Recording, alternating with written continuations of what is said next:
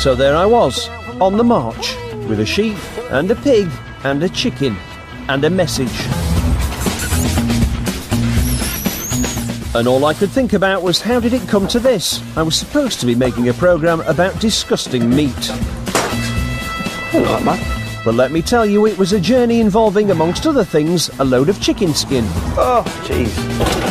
A rather peeved Chef Ramsay. These Australian lamb shanks that you said were shit in a bag, they're on sale at Booker.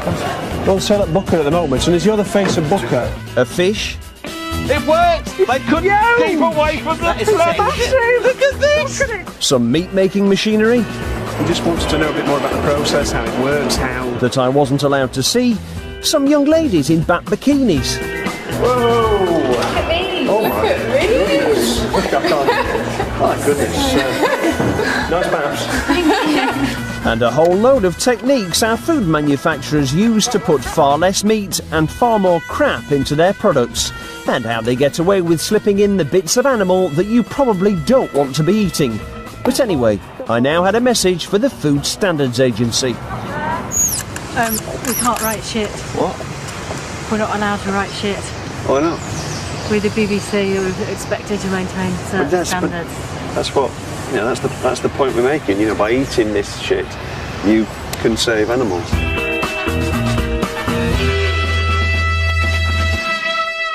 Last year, as the BBC's resident connoisseur of crap, I made a programme about Britain's really disgusting food and created my own pie brand, Mr. Riley's. It's Mr. Riley's Pies! There's always a big surprise in Mr. Riley's Pies. I'd become the proud daddy of a pie filled with a little meat and a lot of other stuff, like pigskin, connective tissue and hydrogenated fat. Disgusting, yes, but it tasted okay, and it was very, very cheap. It also whetted my appetite to dig a bit deeper into the food business. Microwavable mixed grill. And where better to start than meat. Look at that. I wanted to find out how low manufacturers were prepared to go without breaking the law. I decided to begin with Britain's favourite fast food, the beef burger. What I was looking for was the secret of how to make a burger as cheaply as possible, which probably meant using as little beef as possible. Well, 4 beef quarter pounders for £1. 73% beef, 10% onion. The supermarkets appeared to have become super worthy by putting loads of beef in their burgers. So I turned to the cash and carries, suppliers of the burgers you might find in your local burger van, chip shop or cafe, where you'll never get to see a list of ingredients. And it was in Best Ways Cash and Carry that I struck gold. Butler's Burgers.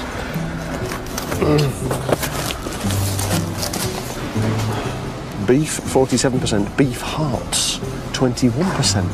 This is worthy of further investigation. I had my inspiration, a burger that was less than 50% meat, which was possibly the reason for each burger in the box costing me only 17p. All I needed now was someone to tell me how they managed to stretch one cow between as many burgers as possible.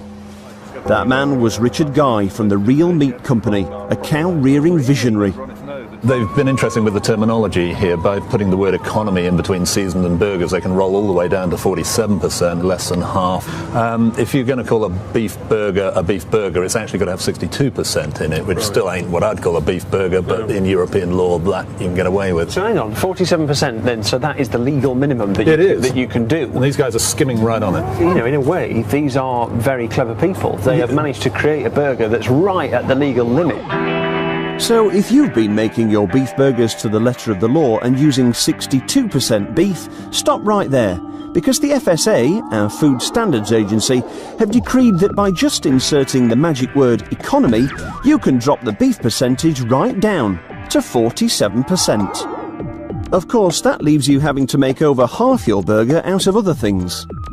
What's interesting to me is the fact that the second largest ingredient is beef heart, 21%. Why would they go to all the trouble of getting the beef content down to 47% and then go and put 21% beef heart in there? Well, because they're cheap chips, really. I mean, you're then down to something that's almost a waste product. I mean, beef hearts aren't widely sold. I don't think you'd see one in a supermarket. So, you know, they're almost dumped onto the open market. Nothing wrong with eating beef hearts, but would you go home and say, let's make some beef burgers? I know, I must go and get a beef heart. You know, it's not what you do.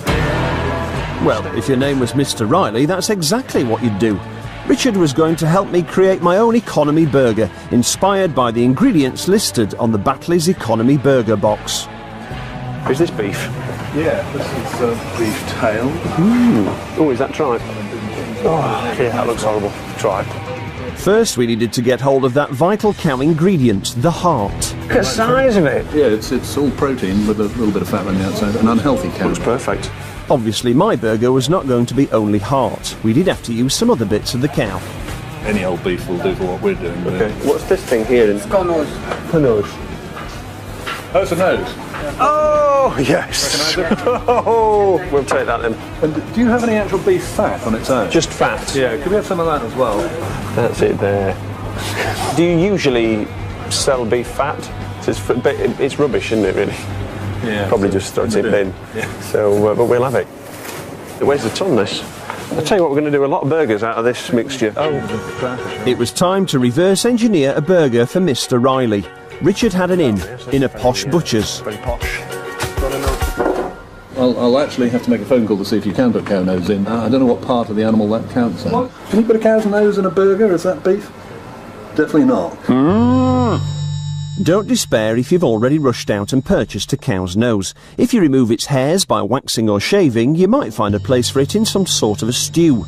Luckily for me, my cow's nose was attached to my cow's cheeks, and they were fine to put in a burger. It's another bit there. Cheeks. Cow's cheeks. Cheek meat's allowed. Really? Yeah. Oh, that's good. Put that in. Heart.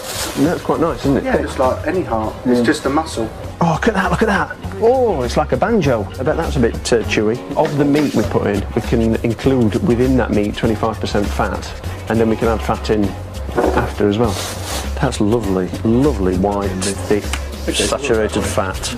Now, seeing as this is a programme about meat, well, meat and fat and heart and things, I won't bore you with the rest. Suffice it to say that we also had to add a load of rusk to bulk it out, and a fair sprinkling of chemicals to make it stick together and last a long time. Yet another one to delay the rancidity of the fat. Mince! Yeah, look at the fat.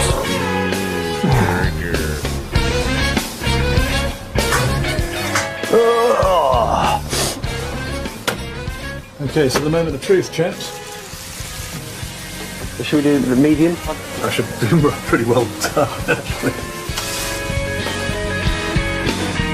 I should point out that the reason my creation has disintegrated is because I hadn't chilled it before cooking to allow it to set. Look at that. That's what I like to do with a burger, like make it into a sort of a mincemeat surprise. But you'll get the taste of it. Yeah, When it's all cooked. There we go.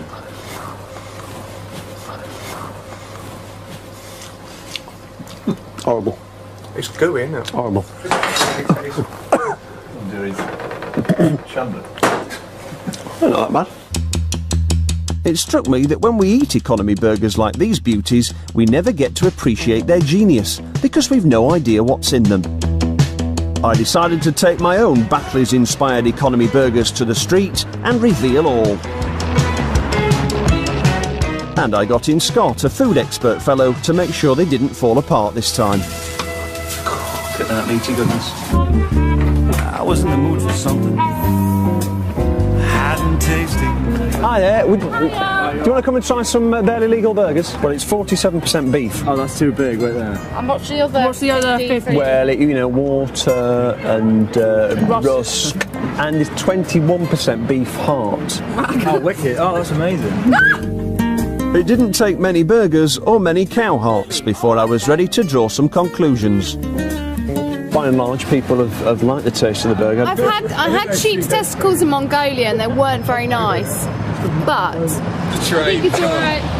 I liked it. I don't know if that's the booze talking, but they like the taste. They think it's quite a meaty taste. How does it rank with other burgers you've eaten? I've had a few beers. I've got to say, went down wicked. The beef heart has been a little bit controversial. What do you think? What's in it? Yeah. What do you think about heart? Would you normally eat a heart? If I knew it was part before when I've eaten it. Some people said, yeah, well, you know, it's part of a cow. I understand the point, you know, but to me it doesn't make it less attractive. Well, that's good. That's good. Because I'm a meat eater. Others have spat it out. The secret ingredient is beef heart. What do you think? Good, mate. Or run off screaming. Oh my god! Are you happy with that? She wasn't happy with that, was she? But you know, won't do her any harm. They're totally legal. Just. The truth was, most people seemed to quite like my barely legal burgers, at least until they found out what was in them. I had to accept that advertising the ingredients was never going to work, but I was determined Batley's economy burgers didn't go uncelebrated. Oh shit, pulled it too tight. I thought if Batley's economy burgers announced themselves as barely legal, they'd get the recognition they deserved. So, I devised them a marketing strategy. Look at this. Look at this. What do you think? Barely legal burgers. Look at my BAPs. These are the BAPs for a barely... I've not worked out the exact way of saying it yet, but this is a very significant part of the campaign.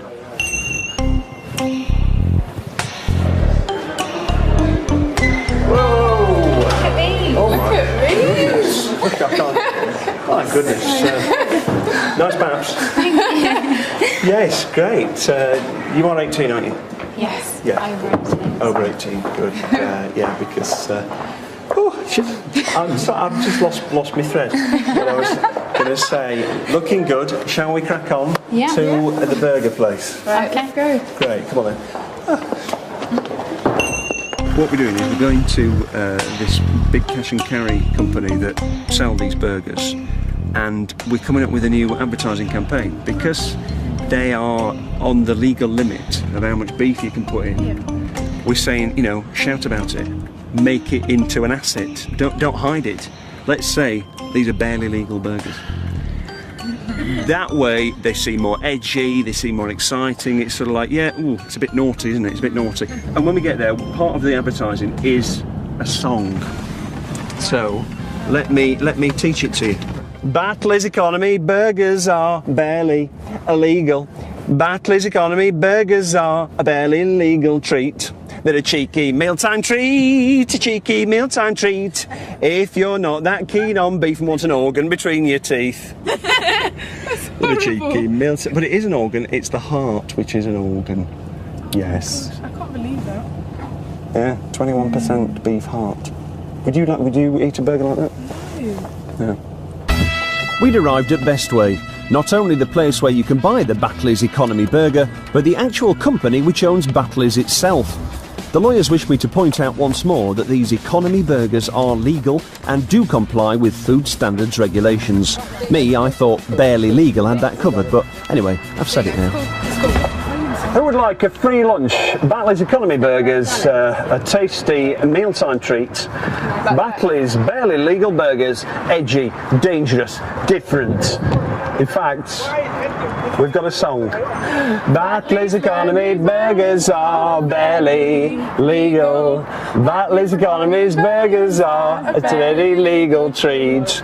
A cheeky lunchtime treat, a cheeky mealtime treat. If you're not that keen on beef or what Batley's are up your street. It's work in progress. It's going well. Bestway, come and speak to me. I have the answer to your burger promotional needs.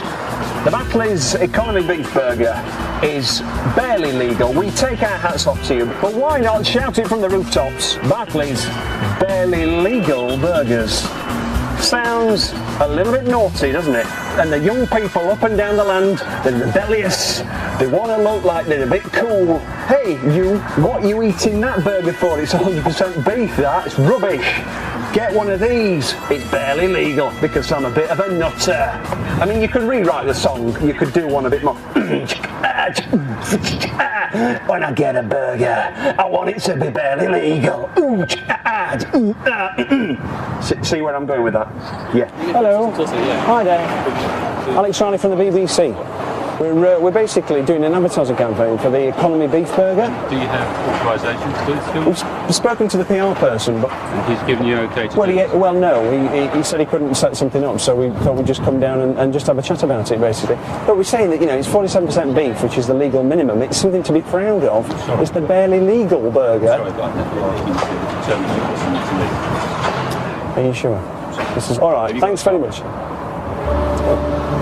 Blimey, heck. You must be freezing. It's kind of cold.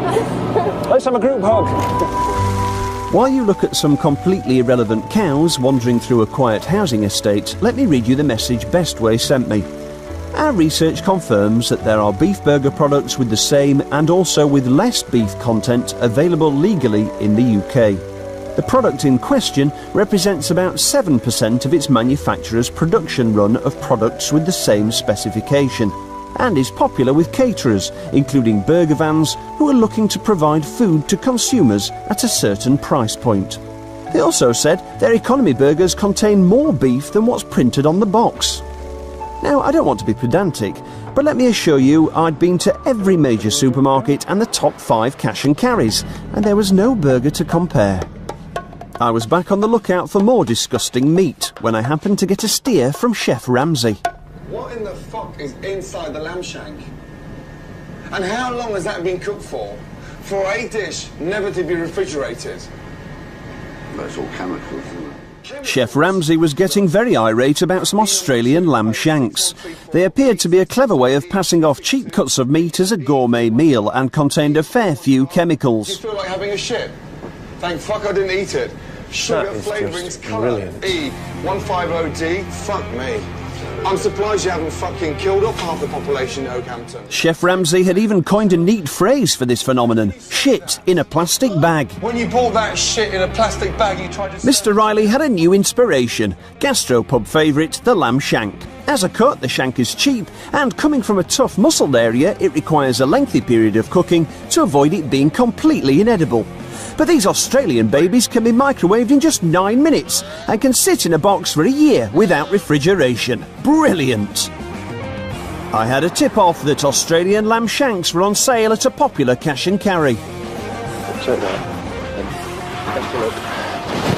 The reason that it wasn't me going in was because me and Booker had history. You've got permission to film? I've got permission to wear the suit. You've got permission to film? Have we got permission to film? No. In my last programme, I'd come up with an idea to help Booker promote their rather watery chicken breasts, but it hadn't gone according to plan. Now, I wasn't really welcome. Oh, look at this. Australian lamb shanks. With Australian lamb shanks in my accomplice's undercover hand, the next step was obvious. A trip to see Ian, my local food technologist. A well-known television chef put us onto these. And the brilliant thing about this is the shelf life. Look at this. It's 1 year, and you don't actually have to put it in the freezer or even the fridge. It's room temperature. Yeah. Leave that. A year later, put it in the microwave. Bob's your uncle. It's the wonders of technology. They cook it till it's more or less sterile, add the necessary preservatives, and any flavour that may have been lost in the processing, you are allowed to put back in. That's a flavour enhancer that's used especially for meat E631. So basically, the process to actually make this sterile so that it lasts forever is going to take the flavour out of it. Oh yeah, but you're allowed legally to put the flavour back in. It's falling away from the bone. Probably here in this country, we'd say that was technology going too far. But those Aussies, bless them, you know, they've pushed it to the limit.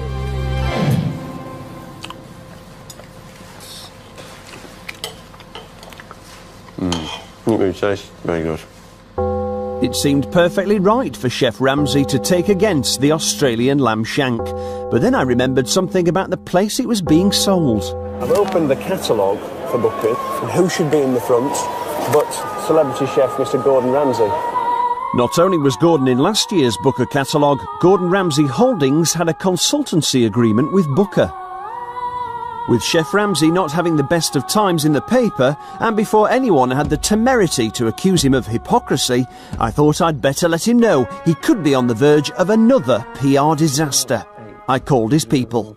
It's Alex Riley here from the BBC, and I'd like to speak to Gordon Ramsay, please. Well, he's actually out of the country at the moment. I've got something that I need to tell him, basically, and I think he'd be rather interested to hear it. If you can pass on a message, it's regarding, I don't know how to say this really, shit in a bag. He'll know what I'm talking about. Shit in a bag, yes, okay. I'm sure you're used to bad language, working for Gordon Ramsay. Little shocks me. Okay, shit in a bag. He'll know what I mean. Okay. Cheers, bye. Bye. Right, so she's passing it on to her boss, who deals with Gordon Ramsay stuff, and she's going to give us a ring back, apparently. But he's out of the country, and this shit in a bag story could blow up in his face.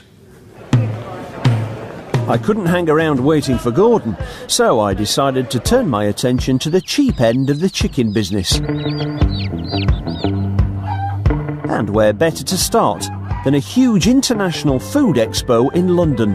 Now, as you might imagine, a meeting of the world's chicken folk wasn't that exciting, so I won't make you sit through it. But what I did find out was that one of the main ways to make a cheap chicken product is to get your chicken from abroad.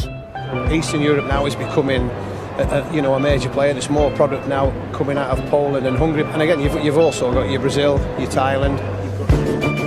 But cheap foreign chicken comes at a price. It's cheap, but it's not particularly great. Really? Any of this chicken in here, I'd be happy to eat. Anything from the Eastern Bloc, Holland, wherever, I'm not that keen. Is it because of what they've sort of pumped into it, or? Yeah. Yeah. At the end of the day. But for cheap food manufacturers, this chicken is perfect, and a kind of miracle when you know what it's been through. That's right, it's cheaper to raise a chicken somewhere like Brazil, feed it up, kill it, salt it, freeze it, ship it to Holland, defrost it, desalt it, inject water into it via dozens of needles, tumble it in a giant cement mixer-like machine until the water has been absorbed, refreeze it, and then ship it to Britain for processing into some sort of chicken-filled shaped product. And why is it cheaper? Because salted meat attracts only a fraction of the EU tax applied to fresh meat, and that's why we end up importing zillions of tons of it every year. I went off to trawl all the main supermarkets. I got down to 47% meat in my beef burger by inserting the word economy. I wanted to find out just how far I could stretch a chicken. Chicken Kievs. And there I stumbled upon a perfect chicken vehicle. Britain's first ever ready meal, the Chicken Kiev. Yeah, we'll have them. Oh, look at colour of these. The least chickeny Kiev I could find was the Tesco's Value Kiev, weighing in at just 32% chicken. If you think that sounds okay, pay attention to the nice lady who'll tell you how it should be made. I need to first of all pull the skin off the chicken breast and then cut the chicken breast. Ooh, that looks horrible. Place the garlic butter. That's just minced. That's awful. Fold the chicken breast back over. You can even place the little fillet in there so you don't waste it. I don't see any evidence of any white chicken there. No. So it could come from any part of the chicken body.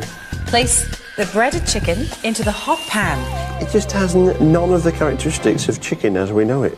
I want to show you what it looks like. Yeah. So there is the gorgeous chicken Kiev. No, I'm not going to eat that, that's all. No.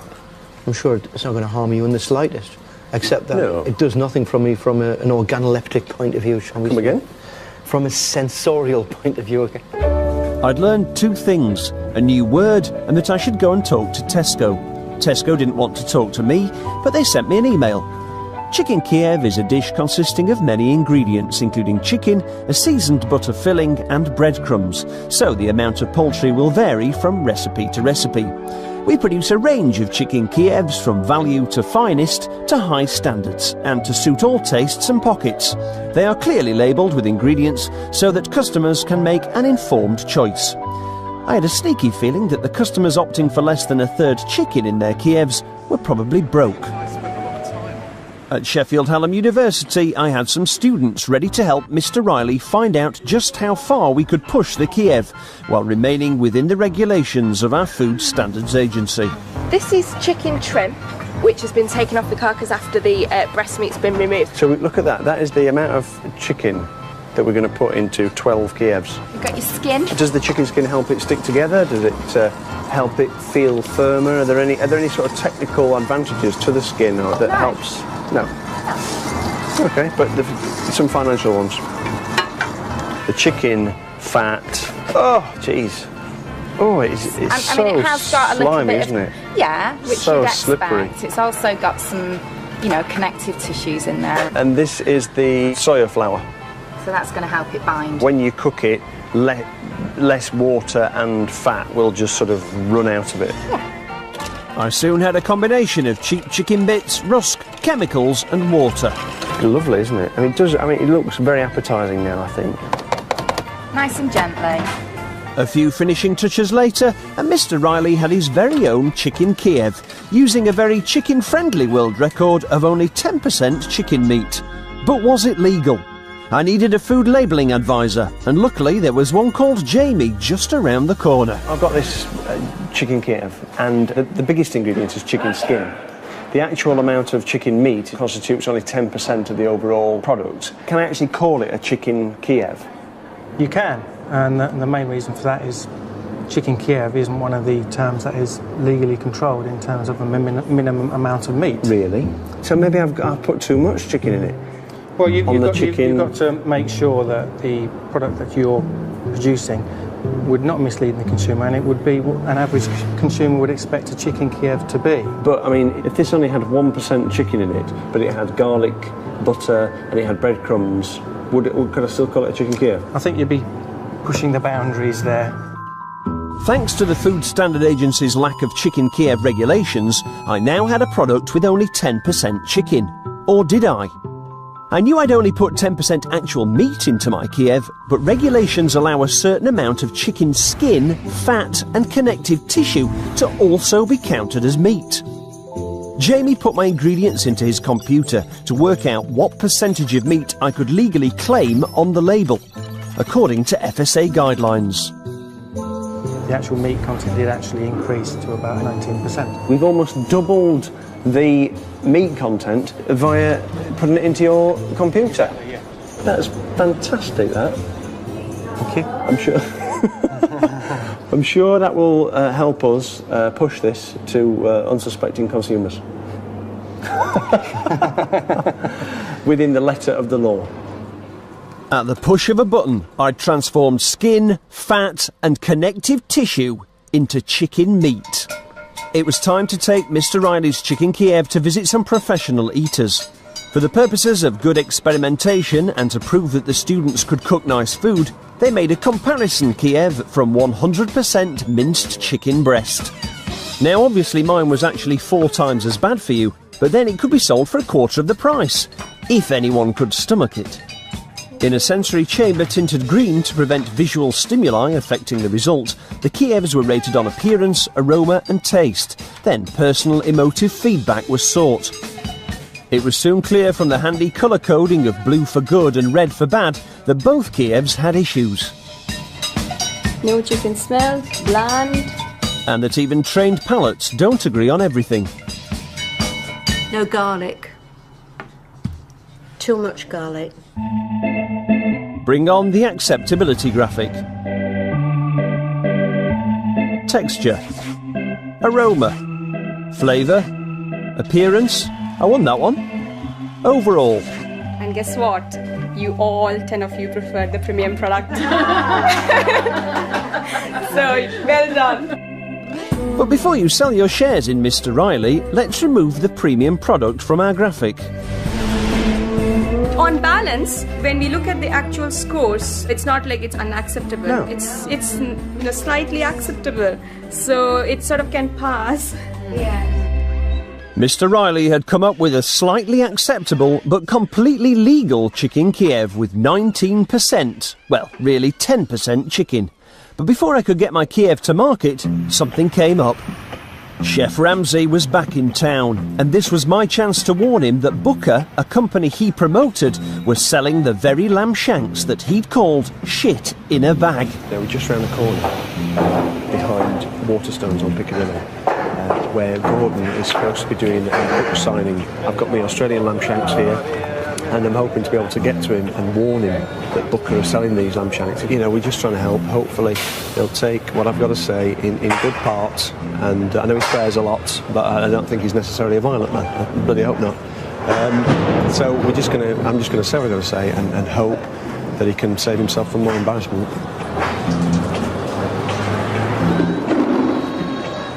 Ooh, that could be the car parking space for his limo. So maybe we're in the best position.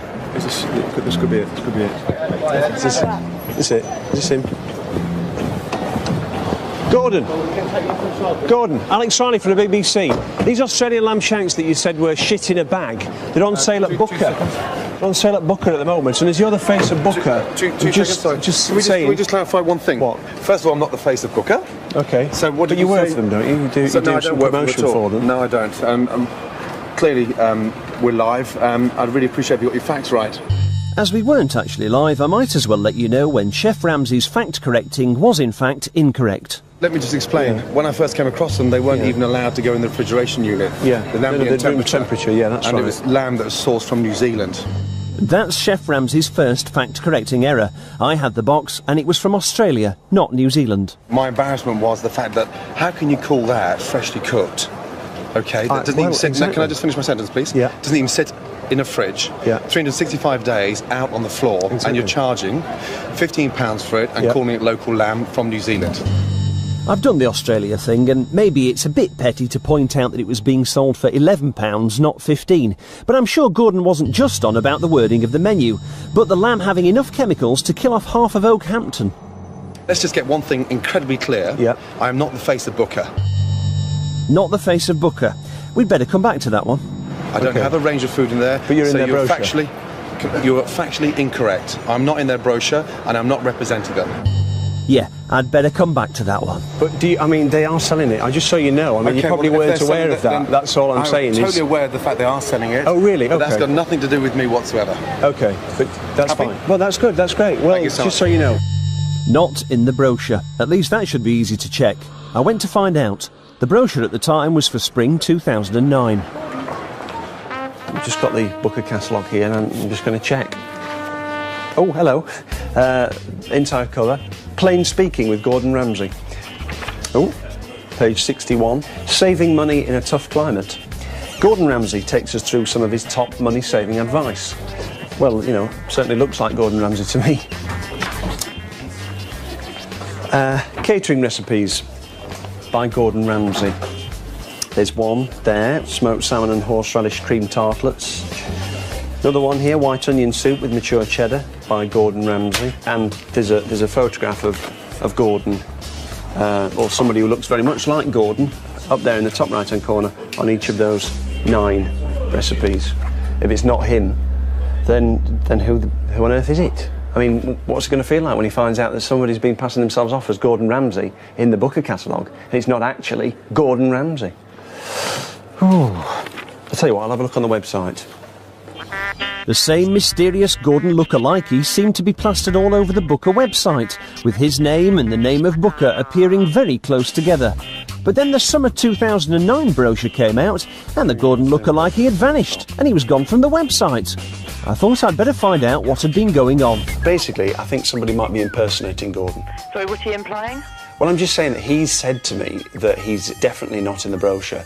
I've got the brochure. He's definitely in it. He's not in the current brochure at the moment. He's not in the brochure. The relationship that he had with Booker is at the moment is sort of on hold. But at the time I was speaking to him, he was in the brochure, and I just wondered, you know, if it's not him, is it somebody else? That'd be ridiculous. You know, he might get quite angry. At the time that he spoke to you, what he said was absolutely correct. He wasn't. I mean, there might be. Well, he was the current brochure, to be honest. I mean, how long did the brochure run for? I don't know. Well, spring 2009. Well, that's quite a long period of time. It's just that he seemed like he didn't know anything about his association with Booker. I just thought it was unusual that he didn't know about it. The point but it's his face. Obviously trying to make was trying to sort of set him up a little bit for being something of a hypocrite. I think that was what, you know, he was responding to that. So I think at the time that he spoke to you, he was aware of the fact that his current relationship with Booker was on hold at that point. OK, thank you very much for your time. Right, bye. Thank you, bye-bye. So, Gordon had put his relationship with Booker into a holding pattern and for the time being will not be in the brochure. I'm sure that's absolutely nothing whatsoever to do with my discovery of the lamb shank farrago. I returned to the shops. Thanks to the Food Standards Agency computer, my 10% chicken Kiev had been reclassified as containing 19% chicken. Now I was back on the lookout for a meaty product containing even less meat. Nice. There's more chicken than pork in a hot dog. Why is it chicken? I think that's naughty. That's naughty. I don't think people expect chicken in a hot dog. But the legislation doesn't say what kind of meat that there has to be. Because it wouldn't. Because those words hot dog could mean anything. Could mean anything. Gives them carte blanche. Absolutely. As well as the cunning use of the word dog to allow the use of any old animal, my hot dogs also contained a magic ingredient that let them contain even less lean meat. It was called MRM, and it stood for mechanically recovered meat. Look at these ones. You've got to say this is a triumph of food engineering, because it's mainly water, and then in terms of meat content, there's 36% mechanically recovered chicken and 6% pork. It's legal, but I still think it's deceiving the customer. I don't think people buying something like that would expect to get some kind of processed, reclaimed, you know, minced up chicken. To reclaim meat, take an animal, cut all the good bits off, place the remainder in a big machine and ram against a mesh, leaving the bones on one side and some meaty slurry on the other. A few years ago, it was decided that this process so drastically altered the cellular structure of the animal that what came out was no longer allowed to be called meat. It had to be called mechanically recovered meat, MRM. That's what Alan, an analyst working to ensure our health and safety in relation to food, told me. It's the traces of meat that can't be easily butchered off. Plus you've got quite a bit of sinew and gristle and rind and things in there as well, which when it's subjected to the pressure in the machines, it actually flows away as a slurry. So it's just sort of jelly bits and dangly bits and sort of like pink. But I see where you're coming from, yes. I honestly believe the public have no idea what goes into a lot of their food, and I think if they knew exactly what MRM was and what sort of product it was going into, I think they would have a little bit of concern there and be much more conscientious about reading labels. It's like hot dogs here. These hot dogs are mechanically recovered chicken, water, pork fat, pork collagen. Is that ground out the bones? Pork well, the collagen is the connective tissue, it's the sinew and the...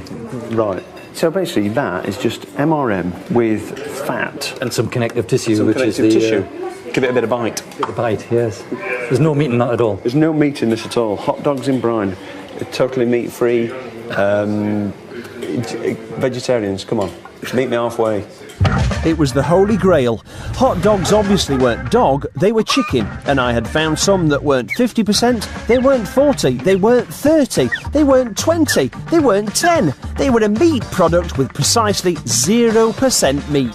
Set off the graphical fireworks. If Mr. Riley was going to enter the world of MRM, I wanted to see it being produced. And let me assure you, I didn't just simply sit down in front of YouTube. I'd got into contact with meat processing people all over Europe. Miso mechaniczne odżykiwanie. But no luck. Even the PR man for one of the companies that makes meat recovery machines wasn't keen on me seeing his machine in action. What is in it for us, so to speak? It's something that we eat on a regular basis. Well, okay, maybe if you're eating hot dogs. I can't remember ever eating a hot dog. I wouldn't touch it. Why wouldn't you have a hot dog? Why wouldn't you have a hot dog? Because I don't like what goes in there. Why don't people want us to film it being produced? I don't know if you've ever been in an abattoir. No. It's the most horrible sight you can ever imagine. It's awful. You know, mechanically recovered meat, I mean, it's not going to be as graphically horrible as an abattoir. I think it is, effectively. How could it look good to take bones and put it in a press and squeeze the meat off it? It just doesn't doesn't look good. I travelled all the way to Cologne, where the makers of meat machinery were putting on a show. I'd even gone to the trouble of getting some pork bones so they could do me a demo. But they weren't too keen on me getting anywhere near their machines. Can you just explain how the machines work and that sort of thing? Can you please shut up? Come on. Why don't you want us to film? What? No. Are you a customer? You want to buy a machine? No, but I might want to use one for the purposes of what we're doing. It'd be nice. I've got some meat with me. Yeah, that I would like to in my bag. Okay, good. Got some pork. Yeah, very good. Pork with bones and stuff in it. He just wanted to know a bit more about the process, how it works, how. You don't.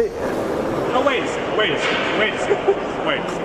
And that wasn't even a meat recovery machine. It was a meat desinuing machine that wasn't as bad, because it produces something still allowed to be called meat. But we couldn't even film that. What a waste. What a dreadful waste of meat. So that's why I ended up in front of YouTube.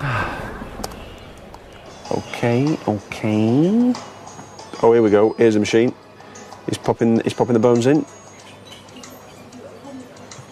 Oh, jeez, that's.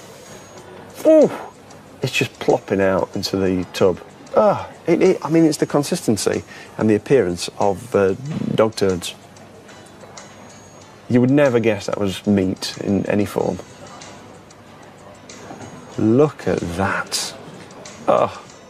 The It's Not Actually Meat Animal Waste, MRM, was clearly an inspired way to fill up a meat product without using any actual meat. But with the MRM men cold shouldering me, I was going to have to reuse some MRM that had already been recovered, and I found the perfect stuff. Celebrity meatloaf, that looks absolutely gorgeous, doesn't it? Mechanically recovered pork, a treat to eat, apparently. There you go. Solid nourishment. Oh, cubes of fat with a pink emulsion of meat products around it and a few bubbles. Do you find that acceptable to your palate? No. But with just a bit of work on the internet, I'd managed to find some celebrity meatloaf fans. I'm just off to meet them now to find out what it is they like about it, really. I'll be surprised. I think it tastes horrible. But, there's no accounting for taste. At this point, I should probably clear up any misconception that this pocket of fans is human. Of course not, they're fish. In internet chat rooms worldwide, celebrity meatloaf is fast becoming the buzzword in bait, although not apparently in Milton Keynes. The fishermen I stumbled upon were, in fact, celebrity meatloaf virgins. Are they biting? No. No. Well, what are you fishing on? Maggots on one rod, spam on the other rod. Now, I've been on a couple of websites. I found that celebrity meatloaf is quite popular with anglers. Would you like to dangle it in front of a few fish, see what they think? I'll try. Watch out, fish, because the celebrity meatloaf is coming to get you. By the power of television, we jump forward 2 hours. What do you think? What do you reckon to that? It's got an aftertaste. That isn't very good. But we're not saying it's food, are we? We're saying it's bait. Yes. By the way, we haven't actually caught anything on the celebrity meatloaf yet. No, we haven't. However, we've not caught anything on maggot or corn or anything. So it's as good as the others so far. I didn't like to admit it, but I'd been up a dead end. Cheers. See you later. Bye. And then, just as I was leaving, something truly amazing happened. Alex! Hello, come back. Look at how he's bending. Fair fish. There it is. You've got it, mate. Whoa! Look at that! It worked! It's huge! It's massive! Look at this! Look at it, it's a giant fish! That is a beauty. It's beautiful! Wow! It's a proper thing. Oh my god, I've never seen a fish as big as that. You were having no luck on the maggots, the worms, or anything else. And the celebrity meatloaf has done it. Just support it. Don't try and squeeze it. Just balance it if that's the big back. Keep your fingers. Okay, yeah. The celebrity meatloaf comes through with the goods. A beautiful tench. Can you take it off me now? Because I'm worried it's going to start flipping. Oh, nice one. There she goes, look. Celebrity meatloaf was clearly a remarkable product. At least fish seemed to think so.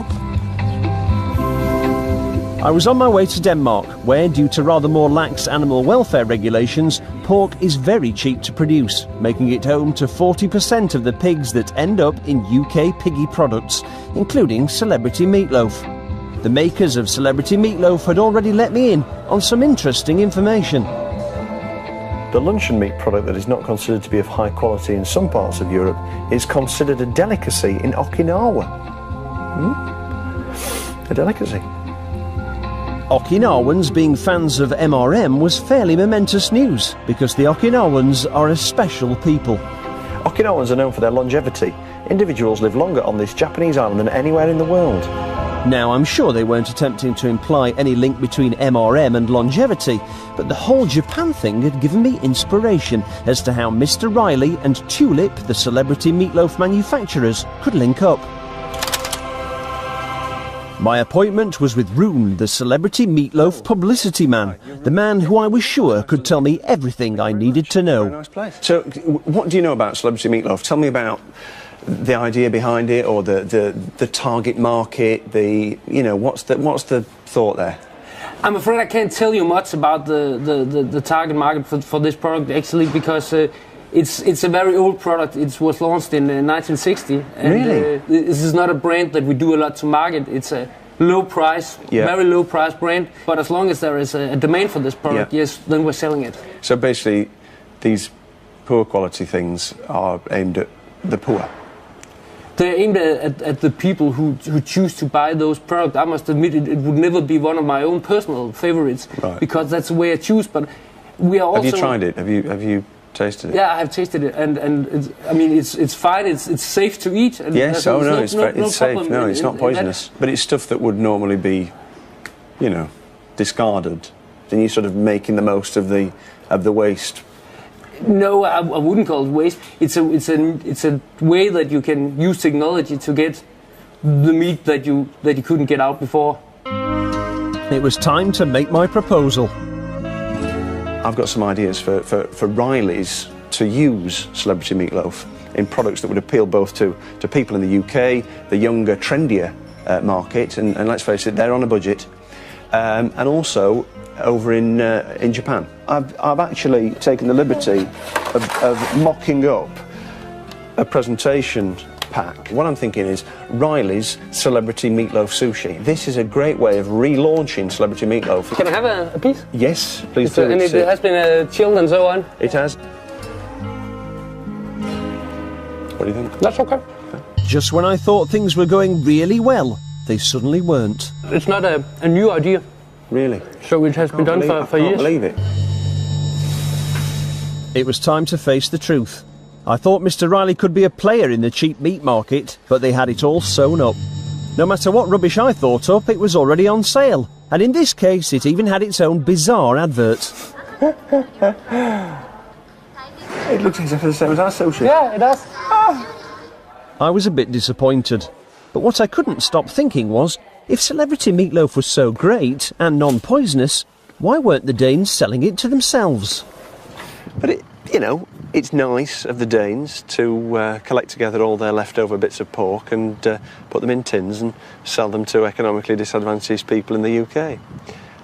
So, that's nice.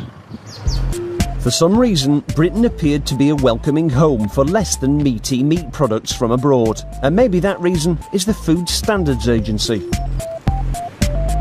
I wanted to talk to them, but they refused, saying they thought I was going to be too negative. And then it came to me, there was a positive side to all this. Yes, the lax regulations of the Food Standards Agency were bad news for human health, but it was great news for animals. The FSA didn't stand for the Food Standards Agency, it stood for the Federation for Saving Animals. I thought I should give them my support. We can't write shit. What? We're not allowed to write shit. Why not? We're the BBC, who are expected to maintain certain standards. That's what, that's the point we're making. By eating this shit, you can save animals. We've been told we're not allowed to say shit, I'm afraid. I soon had some supporters who were right behind me. and 4-legged. Well, actually, one was 2-legged, but you get the point. Hello, little animals. Hello. Well, thanks for coming along, you three. Can you pay attention, please? Look, I'm talking to you. Now, come on. Now, stop it. Now, I want you to behave yourselves. This is a very important mission we're on.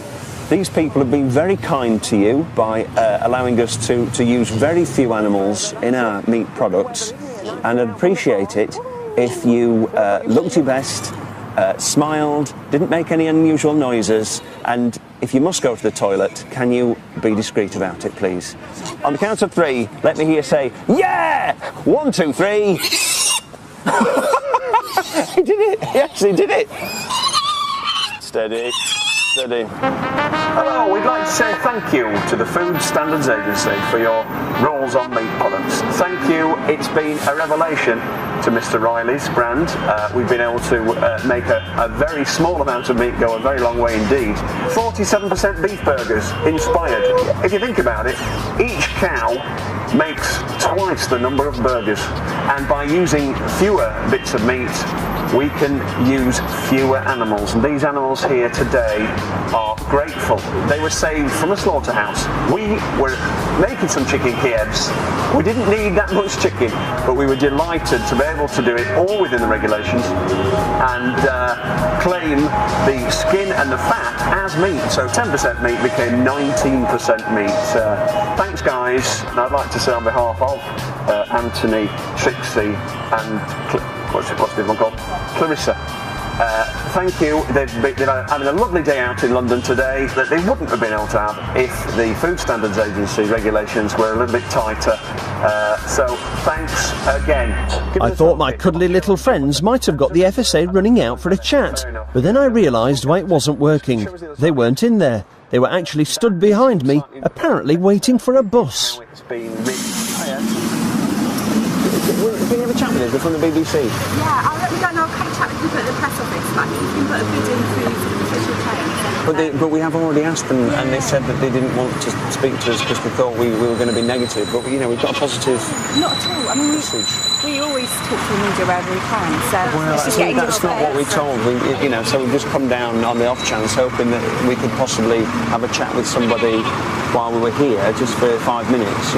Again, you have to go through the formal channels rather than. Well, I think we're sort of going around in circles, aren't we? Because we've tried all that. I can't win, can I? It's a catch-22. We're really trying to be helpful. Formal channels, I can't get in. We're really trying to be helpful. Honestly, if you come and speak to us. Well, could you be helpful and just take that in? Unfortunately, I can't accept anything on behalf of the FSA. I'll just show you. It's kind of like a mark to show that we could put on our products to say it was animal friendly, because we'd reduce the amount of meat to the bare minimum and turn it into a positive. I'm afraid I'm not accepting that. Sorry, I've got to make a move. Come on, Anthony, come on. Good boy, come on. Maybe FSA didn't stand for the Federation of Saving Animals. Maybe it didn't stand for anything at all. The poor had already, perhaps unintentionally, jumped on board my saving animals by eating shit bandwagon. It was time to see if anyone else was prepared to eat it. We're here at the Henley Cordon Bleu Food Festival, which showcases good quality food. We're showing off the latest range of Mr. Riley's recipes, trying to get across our ethos of not wasting things. Hopefully that'll go down well with the punters.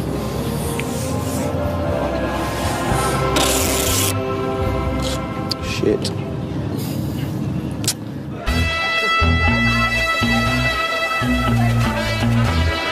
Try some pata negra for a change. Pata negra? Sí. What is pata negra? Pata negra, that's the wild pig, it's organic pig. Oyster now? Yeah. The sophisticated world of pata negra and oysters was about to meet the world of Mr. Riley, with our There's Nothing Fishy About Our Sushi Celebrity Meatloaf Sushi, our 10% chicken, 19% chicken Kiev, and the hearty goodness of our 47% beef burger. Oh, that was great! Is that how you spell recipes? No. With a P-I-E, eco recipes.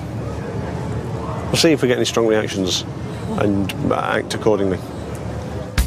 And to get the well-to-do to eat like the poor, I had the ultimate ingredient, as practised by all good food manufacturers. the Eco Spin.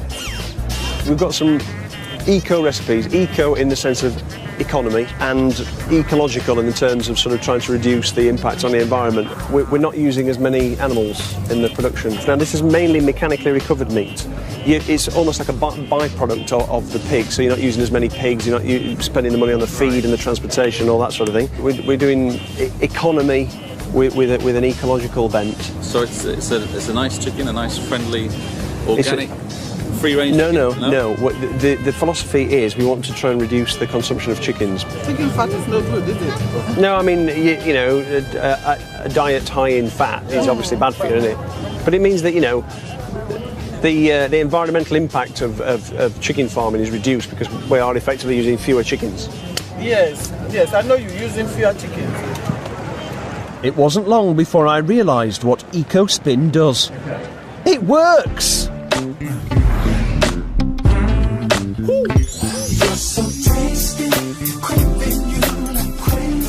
Very different to having it with fish. Do you like it? Do you like yes, it? Very pleasant.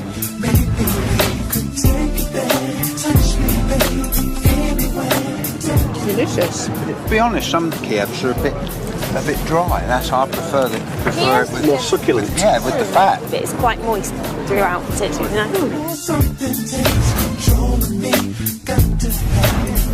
What are you thinking? What's the taste, the flavour? Come on. Great flavour. Yeah? Yeah, fantastic flavour. Very good idea.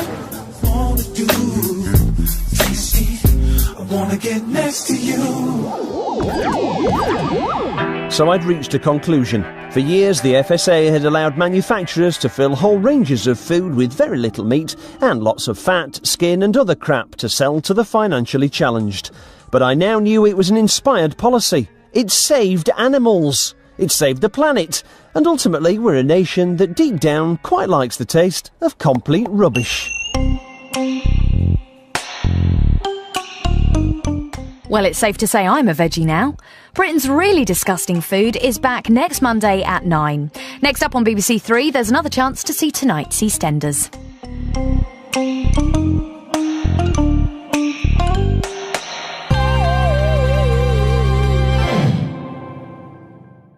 Very, very cheap.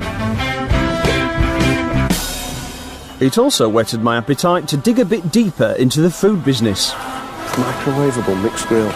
And where better to start than meat. Look at that. I wanted to find out how low manufacturers were prepared to go without breaking the law. I decided to begin with Britain's favourite fast food, the beef burger. What I was looking for was the secret of how to make a burger as cheaply as possible, which probably meant using as little beef as possible. Well, 4 beef quarter pounders for £1. 73% beef, 10% onion. The supermarkets appeared to have become super worthy by putting loads of beef in their burgers. So I turned to the cash and carries, suppliers of the burgers you might find in your local burger van, chip shop or cafe, where you'll never get to see a list of ingredients. And it was in Bestway's cash and carry that I struck gold. Butler's Burgers.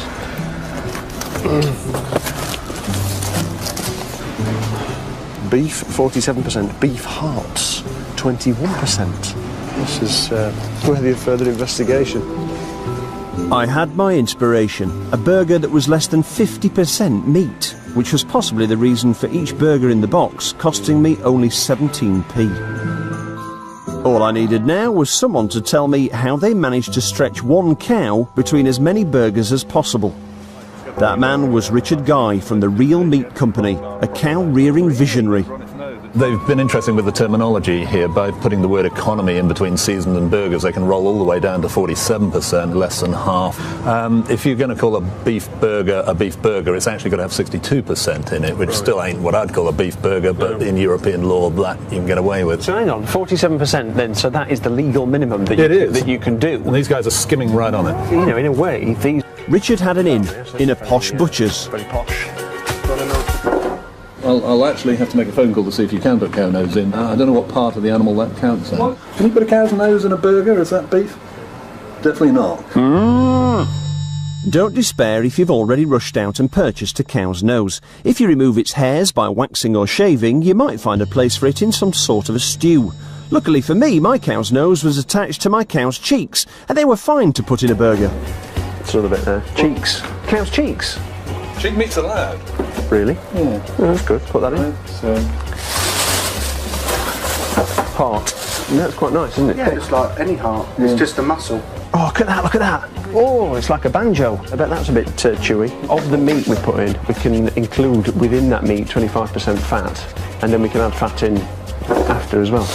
That's lovely, lovely white, thick, saturated fat. Now, seeing as this is a programme about meat, well, meat and fat and heart and things, I won't bore you with the rest. Suffice it to say that we also had to add a load of rusk to bulk it out, and a fair sprinkling of chemicals to make it stick together and last a long time. Yet another one to delay the rancidity of the fat. Mince! Yeah, look at the fat.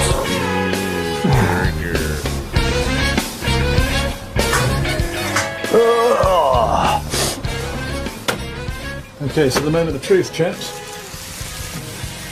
Should we do the median? I should do pretty well done, actually. I should point out that the reason my creation has disintegrated is because I hadn't chilled it before cooking to allow it to set. Look at that. That's what I like to do with a burger, like make it into a sort of a mincemeat, a surprise.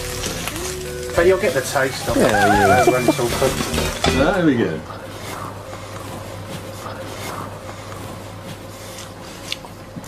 Horrible. It's gooey, isn't it? Horrible. So there I was, on the march, with a sheep and a pig and a chicken and a message. And all I could think about was, how did it come to this? I was supposed to be making a programme about disgusting meat. Not that bad. But let me tell you, it was a journey involving, amongst other things, a load of chicken skin. Oh, jeez. A rather peeved Chef Ramsay. These Australian lamb shanks that you said were shit in a bag, they're on sale at Booker. They're on sale at Booker at the moment, and there's the other face of Booker. A fish. It works! They couldn't keep away from the flesh! Look at this! Some meat-making machinery. He just wants to know a bit more about the process, how it works, how... That I wasn't allowed to see. Some young ladies in bat bikinis. Whoa! Look at me! Oh Look my at me! My goodness. Nice baps. And a whole load of techniques our food manufacturers use to put far less meat and far more crap into their products, and how they get away with slipping in the bits of animal that you probably don't want to be eating. But anyway, I now had a message for the Food Standards Agency. We can't write shit. What? We're not allowed to write shit. Why not? With the BBC, you're expected to maintain certain standards. That's what, you know, that's the point we're making. You know, by eating this shit, you can save animals.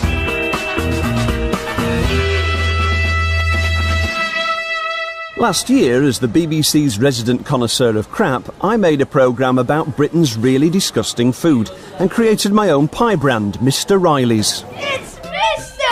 Riley's Pies! There's always a big surprise in Mr. Riley's Pies.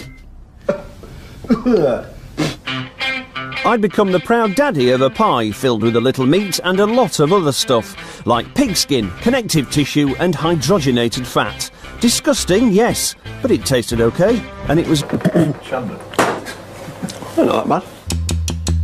It struck me that when we eat economy burgers like these beauties, we never get to appreciate their genius, because we've no idea what's in them. I decided to take my own Batley's-inspired economy burgers to the street and reveal all. And I got in Scott, a food expert fellow, to make sure they didn't fall apart this time. Look at that meaty goodness. I was in the mood for something hot and tasty. Hi there. Do you want to come and try some barely legal burgers? Well, it's 47% beef. Oh, that's too big right there. And what's the other 50? Well, you know, water and rusk, and it's 21% beef heart. Oh, wicked. Oh, that's amazing. It didn't take many burgers or many cow hearts before I was ready to draw some conclusions. by and large, people have liked the taste of the burger. I had sheep's testicles in Mongolia and they weren't very nice, but I think it's alright. I liked it. I don't know if that's the booze talking, but they like the taste. They think it's quite a meaty taste. How does it rank with other burgers you've eaten? I've had a few beers. I've got to say, went down wicked. The beef heart has been a little bit controversial. What do you think? What's in it? Yeah. What do you think about heart? Would you normally eat a heart? I knew it was part before when I've eaten it. Some people said, yeah, well, you know, it's part of a cow. I understand the point, you know, but to me, it doesn't make it less attractive. Well, that's good. That's good. Because I'm a meat eater. Others have spat it out. The secret ingredient is beef heart. What do you think? Cheers, mate. Or run off screaming. Oh my god! You happy with that? She wasn't happy with that, was she? But you know, won't do her any harm. They're totally legal. Just. The truth was, most people seemed to quite like my barely legal burgers, at least until they found out what was in them. I had to accept... These are very clever people. They have managed to create a burger that's right at the legal limit. So if you've been making your beef burgers to the letter of the law and using 62% beef, stop right there. Because the FSA, our Food Standards Agency, have decreed that by just inserting the magic word economy, you can drop the beef percentage right down to 47%. Of course, that leaves you having to make over half your burger out of other things. What's interesting to me is the fact that the second largest ingredient is beef heart, 21%. Why would they go to all the trouble of getting the beef content down to 47% and then go and put 21% beef heart in there? Well, because they're cheap chips, really. I mean, you're then down to something that's almost a waste product. I mean, beef hearts aren't widely sold. I don't think you'd see one in a supermarket. So, you know, they're almost dumped onto the open market. Nothing wrong with eating beef hearts, but would you go home and say, let's make some beef burgers? I know, I must go and get a beef heart. You know, it's not what you do. Well, if your name was Mr. Riley, that's exactly what you'd do. Richard was going to help me create my own economy burger, inspired by the ingredients listed on the Batley's Economy Burger box. Is this beef? Yeah, this is beef tail. Oh, is that tripe? Oh, yeah, that looks horrible. Tripe. First, we needed to get hold of that vital cow ingredient, the heart. Look at the size of it. Yeah, it's all protein with a little bit of fat on the outside. An unhealthy cow. Looks perfect. Obviously, my burger was not going to be only heart. We did have to use some other bits of the cow. Any old beef will do for what we're doing. Okay, what's this thing here? It's got a nose. A nose. Oh, it's a nose. Oh, yes. Oh, we'll take that then. And do you have any actual beef fat on its own? Just fat. Yeah, could we have some of that as well? That's it there. Do you usually sell beef fat? It's rubbish, isn't it, really? Yeah. Probably just throw it in the bin. Yeah. So, but we'll have it. It weighs a ton, this. I'll tell you what, we're going to do a lot of burgers out of this mixture. It was time to reverse engineer a burger for Mr. Riley.